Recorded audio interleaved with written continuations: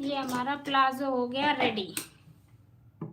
ये हमारा प्लाजो हो गया रेडी। चलिए अब हम आपको दिखाते हैं इसको सीधा करके। और नीचे का जो एरिया है इसमें हम तुड़पाई करेंगे। जो हम तुड़पाई बाद में कभी भी कर लेंगे, लेकिन जो जितना फाइनल था वो सब रेडी हो गया है। अब आप लोगों को दिखाते हैं हम इसको अच्छी तरीके से। ठीक है, ये हमने दोनों तरफ लगाया है इसमें इलास्टिक। ये देखिए, ये हमने दोनों तरफ से इलास्टिक लगाया है इसमें, क्योंकि हमें दोनों तरफ ही इलास्टिक चाहिए था। ओके, और यहाँ पे मैंने इसमें पॉकेट लगाई है। ये हमारा पॉकेट है।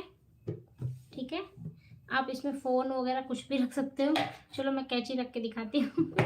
इसमें कैंची कुछ भी रख सकते हो, पैसा, फ़ोन, कैंची, कुछ भी रखो, आपका मन, आपका आपका चीज़ है, आपका पैंट है तो आप कुछ भी रखो।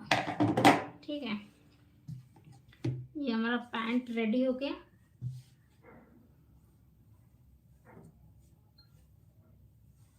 ओके, प्लाजो, सॉरी, बार बार मेरे मुंह से पैंट, पैंट में इतना बनाती हूँ ना कि मेरे मुंह से बार बार पैंट ही निकलता है।